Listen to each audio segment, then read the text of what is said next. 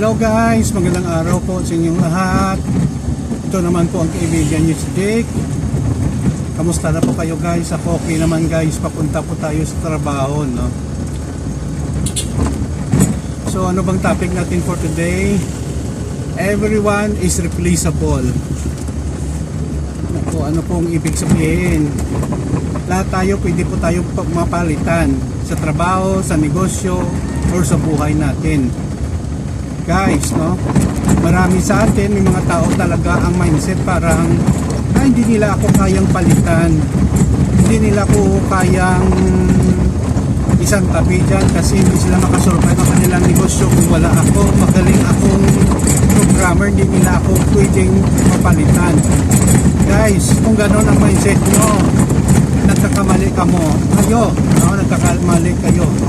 Everybody is replaceable. Siguro as for now, wala pa silang may makitang pangpalit sa iyo. Pero kung ikaw ay lumalaki ang ulo mo, lumayabang ka at saka abuser ka, kahit mahirapan sila, papalayasin ka nila. I will tell you a story. Nangyari po ito sa kakilala ko. May isa silang boss na very abusive, gumagawa ng kabulastugan.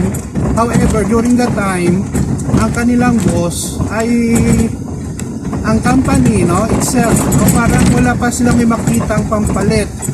Now, what happened? That person abused it for how many years? Pati mga empleyado, binubuli, may mga kaso pa nga ng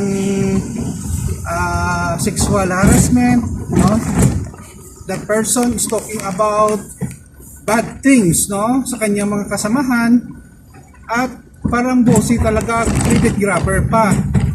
Now, umantong na po sa sukdulan ang mga reklamo, umabot na po sa mataas nilang management level ang mga reklamo ng mga employees, no, at may mga ebidensya na po. So wala silang magawa ang company itself.